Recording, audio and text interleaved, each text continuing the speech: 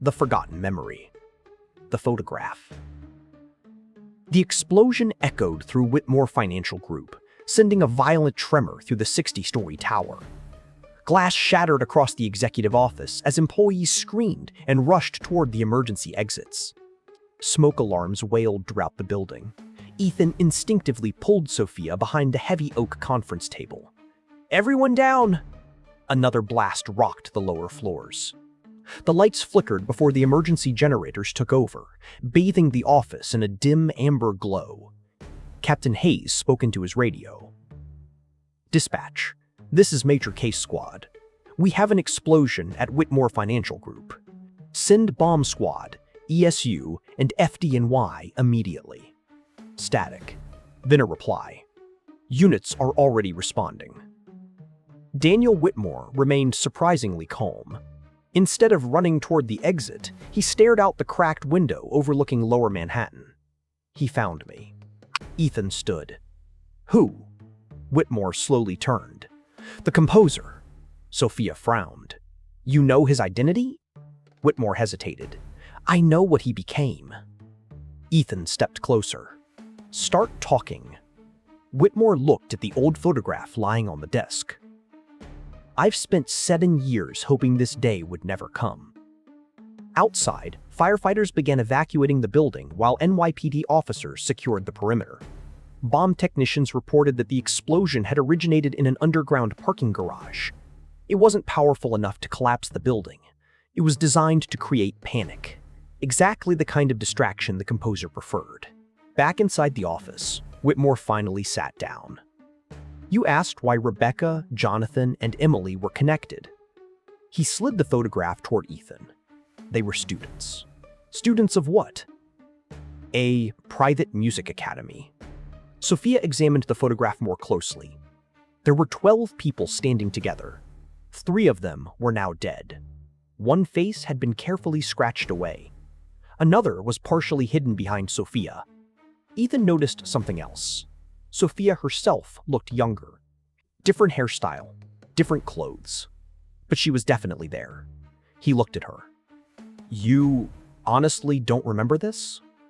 Sophia slowly shook her head. "I've never seen this picture before." Whitmore's expression darkened. "That's because someone wanted you to forget." A heavy silence filled the room. Ethan frowned. "What does that mean?" Whitmore answered quietly. "You suffered a concussion 7 years ago." Sophia froze. "I was in a car accident." Whitmore nodded. "That's what you were told." Before Ethan could question him further, Marcus called over the radio. "Detective Carter, we found something in the parking garage." "What is it?" "You need to see it yourself." 10 minutes later. The parking garage was filled with emergency crews. Near the center of the blast zone sat a black concert piano, completely untouched by the explosion. Every nearby vehicle had been damaged, but the piano was spotless, as though someone had placed it there after the blast. A single envelope rested on the piano keys. Captain Hayes carefully nodded toward Ethan. "It's yours." Ethan opened the envelope. Inside was another handwritten message. Some memories deserve to stay buried, but every forgotten note eventually returns, before anyone could speak. One piano key slowly lowered by itself. A single haunting note echoed through the smoke-filled garage. The detectives immediately drew their weapons. Someone was still inside the building. The secret academy. Every officer in the underground parking garage drew their weapons. The haunting piano note lingered in the smoky air before fading into silence. "Clear the level," Captain Hayes ordered. Emergency service unit officers swept through the concrete maze, checking behind parked vehicles, support pillars, and maintenance rooms. Nothing. No suspect. No movement. The garage was empty. Yet someone had pressed the piano key. Crime scene units surrounded the grand piano.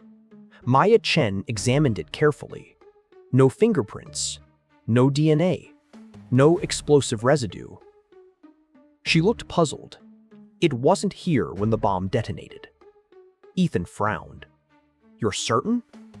She nodded. The dust pattern on the floor is broken. The piano was moved into position afterward. Sophia slowly walked around it. He planted it while everyone was evacuating. Captain Hayes shook his head. That would have taken several people. Ethan stared at the instrument. Unless... Zock. Zock. Zock-walk. Zock. The realization settled over the room. The composer wasn't working alone. Back upstairs, Daniel Whitmore waited inside a secure conference room guarded by 2 detectives. Ethan placed the old photograph on the table.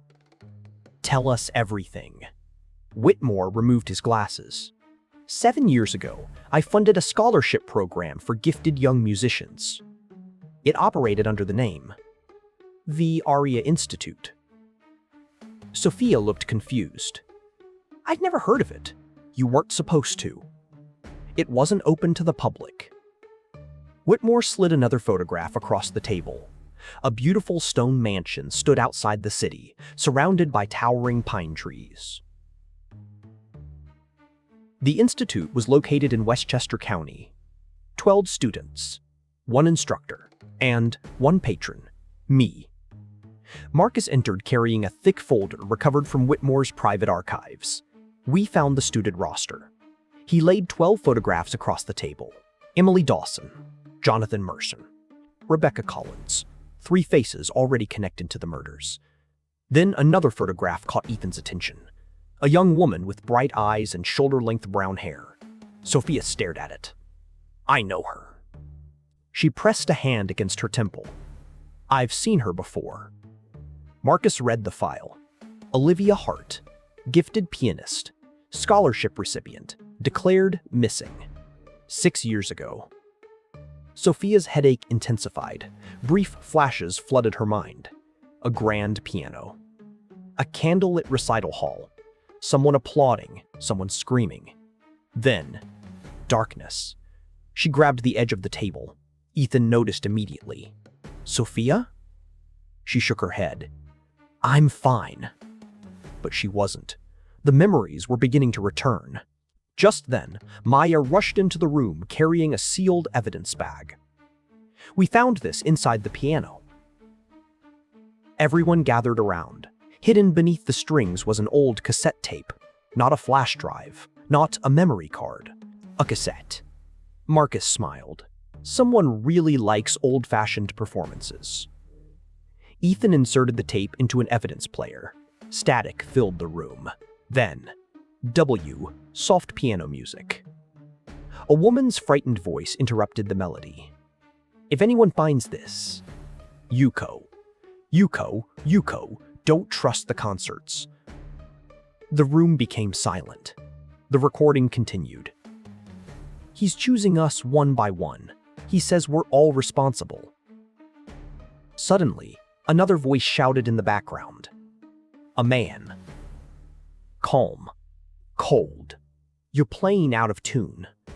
The recording ended with a terrified scream. The unmistakable sound of a piano lid slamming shut. No one spoke. Marcus slowly ejected the cassette. The recording is dated. He checked the label. October 18th, VA 7 years ago. Exactly 1 week before Sophia's supposed car accident. Before anyone could process what they'd heard, Ethan's phone vibrated. It was Dr. Lauren Pierce at the medical examiner's office. Ethan. Number feet. I've just finished Rebecca Collins' autopsy. His voice became serious. What did you find? There wasn't one victim. Ethan frowned. What do you mean? Dr. Pierce answered quietly. Rebecca Collins was murdered. Tupper U time. 48 hours before Jonathan Mercer. The room fell silent. That meant something impossible. Rebecca had been dead. before the detectives even found the second victim. The composer hadn't been one step ahead. He'd been several movements ahead all along, the lost melody. The revelation stunned the major case squad. Rebecca Collins had been dead for 2 full days before Jonathan Mercer was murdered. Captain Hayes looked toward Dr. Pierce. "You're absolutely certain?" She nodded. "Body temperature, tissue breakdown, insect activity. There's no doubt." Marcus looked confused. "Then who appeared in the security footage at Carnegie Hall?" No one answered. Because no answer made sense. Back at One Police Plaza, Maya replayed the surveillance video for the 10th time. Rebecca clearly walked onto the stage. She embraced Jonathan. They argued. She handed him an envelope. Then the footage ended. Maya paused the frame. "Zoom in." The image sharpened. Sophia leaned toward the monitor. Her face.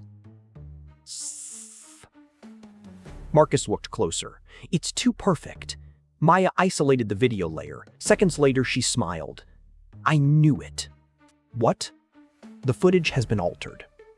She enlarged the outline around Rebecca's face. "It isn't original. It's a deep fake." The room fell silent. The composer hadn't just manipulated crime scenes. He had manipulated reality. Ethan paced across the office. If he can fake security footage, W2, he can manufacture evidence. Captain Hayes folded his arms, meaning everything we've seen has to be questioned. Marcus suddenly interrupted. "I've recovered something from Whitmore's archives." He projected an old newspaper article onto the screen. "Fire destroys Historic Music Academy date 7 years earlier." The article described a devastating fire that consumed the Aria Institute overnight.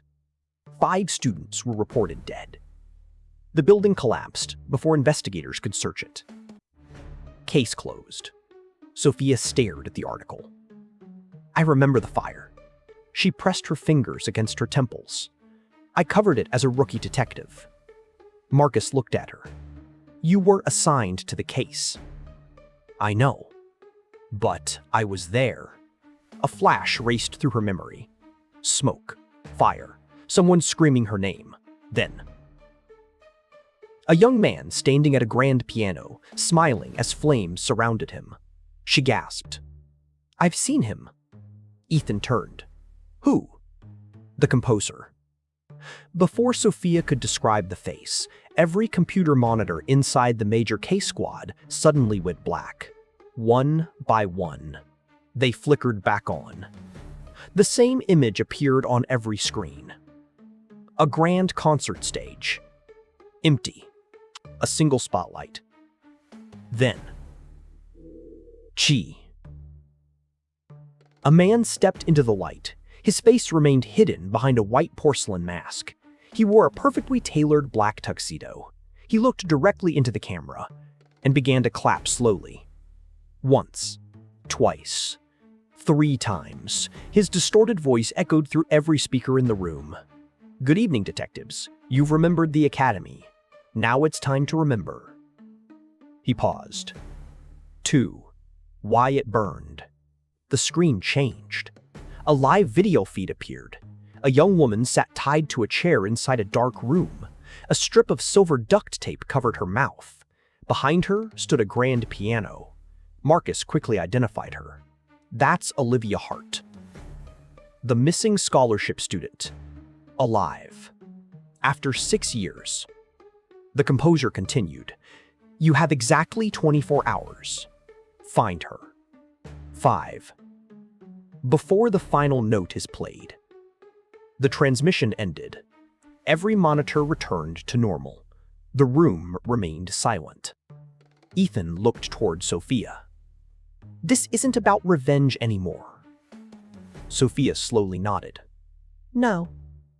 It's about finishing a story that began 7 years ago." Outside, somewhere in New York City, a lonely piano began playing a slow, haunting melody. The composer smiled in the darkness. His masterpiece was finally reaching its crescendo. The 24-hour deadline. The countdown begins.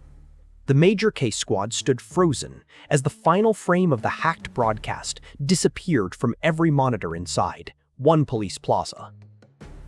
The image of Olivia Hart lingered in everyone's mind. Alive. Terrified.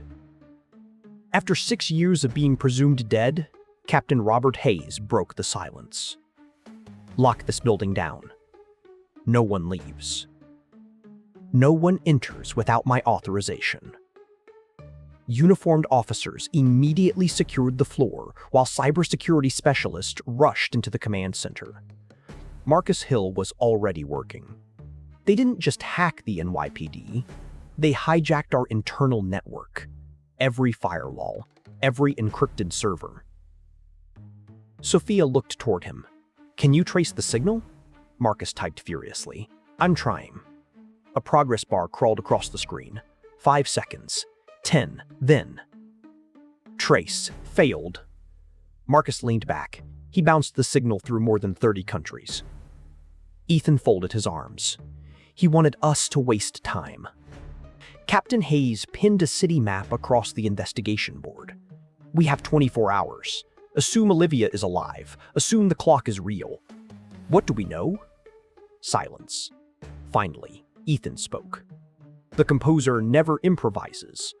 Every crime has been rehearsed. Every clue has a purpose. He doesn't leave puzzles, he leaves directions." Sophia looked at the old newspaper article from the Aria Institute.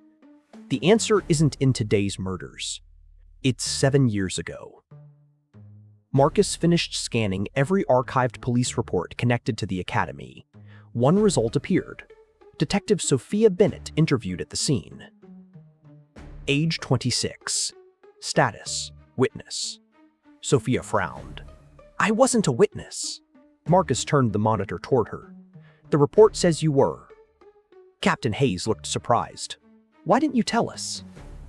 Sophia shook her head. "I don't remember being there." Ethan quietly asked, "What do you remember?" She closed her eyes. Small fragments surfaced. Rain, fire, music, someone screaming. Pwan. Run. Then, Pwan. Nothing. Meanwhile, several miles away, Pwant, inside an abandoned concert theater hidden beneath the streets of Manhattan. W.E. Olivia Hart slowly opened her eyes. Her wrists were tied to an old wooden chair. Dust floated through beams of light breaking from the ceiling above. Rows of empty seats surrounded a forgotten stage.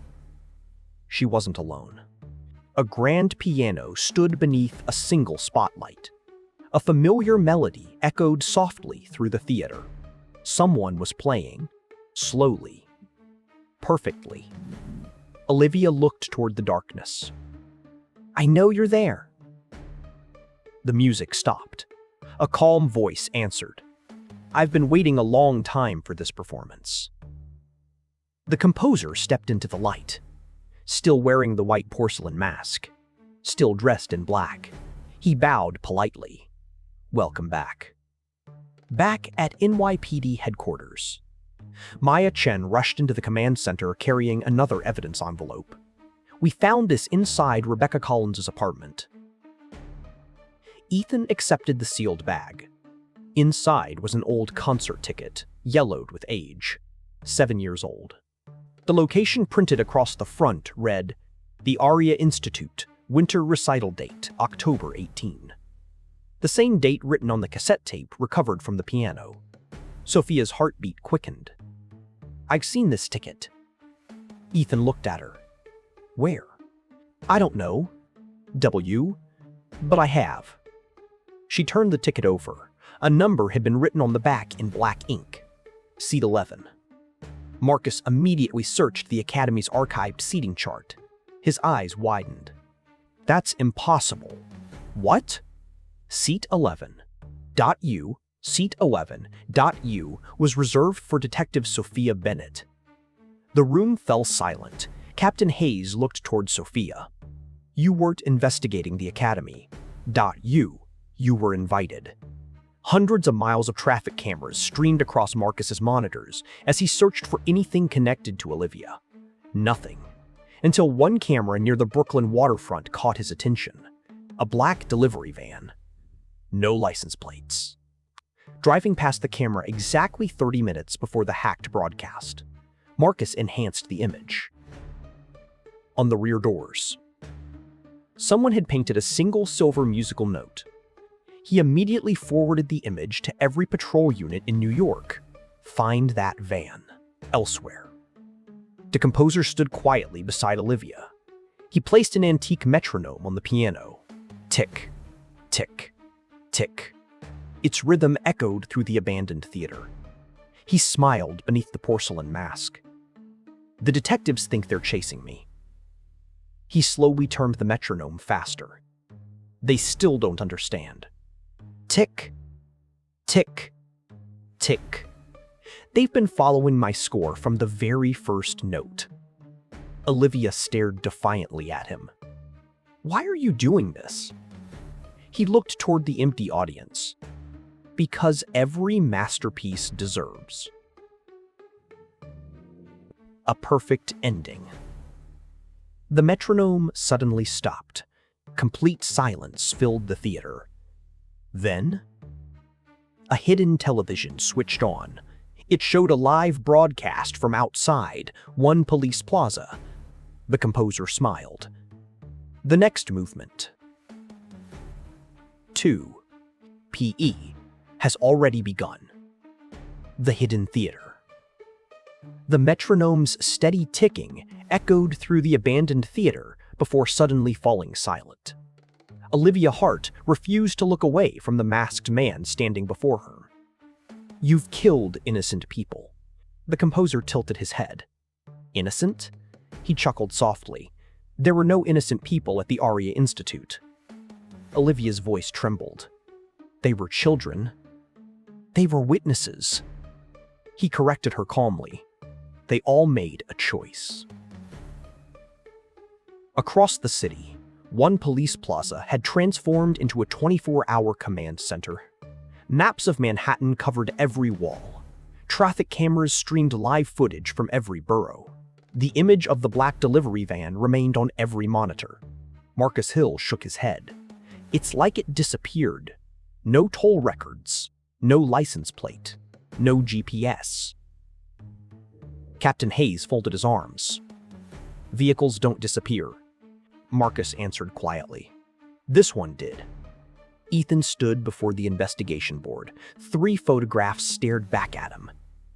Emily Dawson, Jonathan Mercer, Rebecca Collins. Each victim had attended the Aria Institute. Each had survived the fire. Each had hidden something. Sophia walked beside him. We're missing one piece. What? The reason. She tapped each photograph. The composer isn't choosing musicians. He's choosing survivors. Ethan looked at her. Survivors of what? Before she could answer, Maya hurried into the room. I found financial records from the academy. She projected them onto the screen. Every scholarship payment, every donation, every maintenance expense. W. Then, one transaction caught Ethan's eye. Private security services paid every month for nearly 3 years.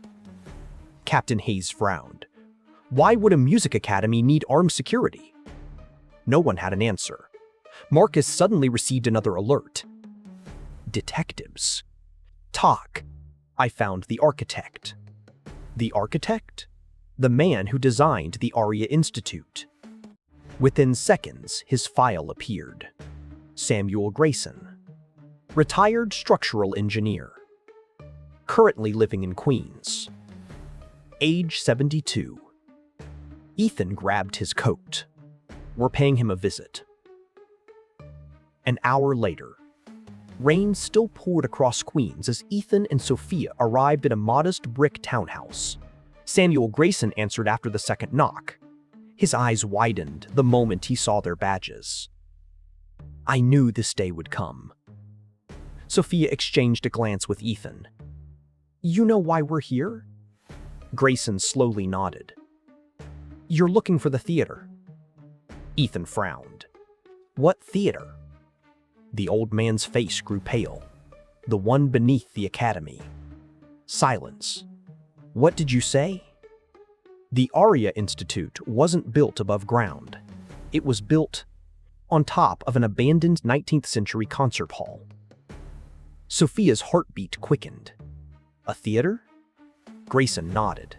It was sealed after a fire over 100 years ago. The academy used it for private rehearsals. Ethan stepped closer. Do you have the blueprints? Grayson hesitated. I burned them. Why? His hands began shaking. Because after the academy fire, someone paid me to forget they ever existed. Back at headquarters, Marcus called Ethan. I think I've got something. What? I searched every abandoned theater beneath Manhattan. There are dozens, but only one connects directly to an old subway maintenance tunnel. Ethan looked toward Sophia. The composer needs privacy. Marcus nodded over the phone. And a way to move bodies without being seen? Captain Hayes immediately ordered ESU teams into position. No lights, no sirens. If Olivia's inside, none. We're bringing her home. Miles away. Miles away. Inside the underground theater, the composer gently polished the grand piano. Olivia watched every movement. You know they'll find you. He smiled beneath the porcelain mask. I hope they do. He adjusted the piano bench. I've spent 7 years preparing for tonight. He looked toward the empty audience. The stage is finally ready. Then he reached into his pocket, removing an old photograph. He placed it on Olivia's lap. Her eyes widened. Every student from the academy stood smiling together, including a young Ethan Carter. Olivia looked up in disbelief. No. C. D. The composer spoke almost lovingly. Oh yes. He was there too. The forgotten detective. The photograph slipped from Olivia's trembling hands onto the wooden stage. She stared at it in disbelief. Ethan Carter. Younger. Smiling. Standing among the students of the Aria Institute. It couldn't be real. He had never mentioned the academy. He had never mentioned music. The composer slowly picked up the photograph. He doesn't remember. Olivia whispered. What did you do to him? The composer looked toward the darkened audience. I did nothing. The fire did. At the same moment. Ethan's SUV raced through the rain toward Lower Manhattan. Sophia sat silently beside him. Neither detective spoke. The discovery of the underground theater had changed everything. Finally, Ethan broke the silence. If I was really there, why don't I remember? Sophia looked out the window. Maybe because someone wanted both of us to forget. Marcus continued studying the academy records. Then another file appeared. Hidden. Encrypted. Never entered into the official police database. Its title simply read, Emergency Patient Report Date, October 25. 7 years earlier.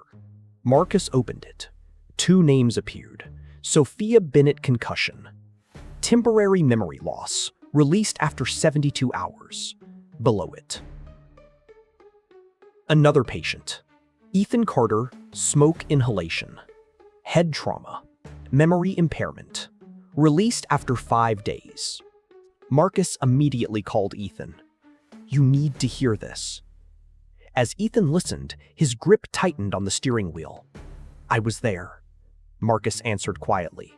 Yes, you were both there.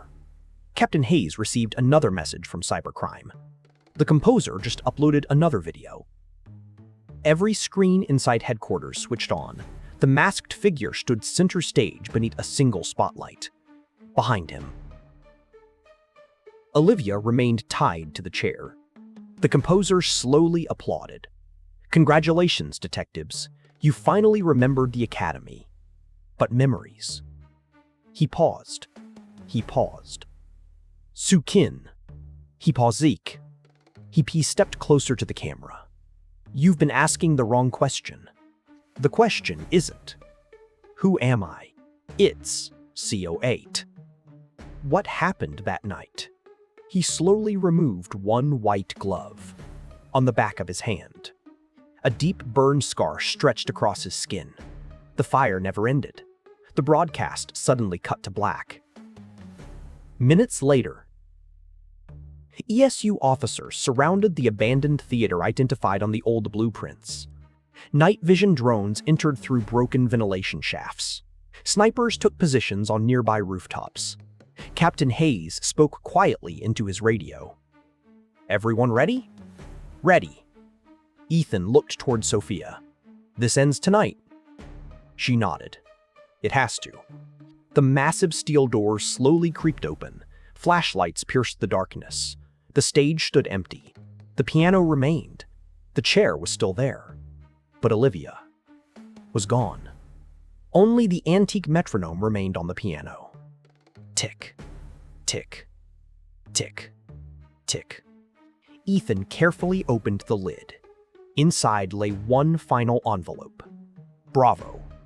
You found the theater. Now find the truth. See you at the final performance." The composer. As Ethan lowered the letter, Sophia noticed something hidden beneath the piano keys. A small brass key, attached to a faded tag. The words were handwritten in black ink.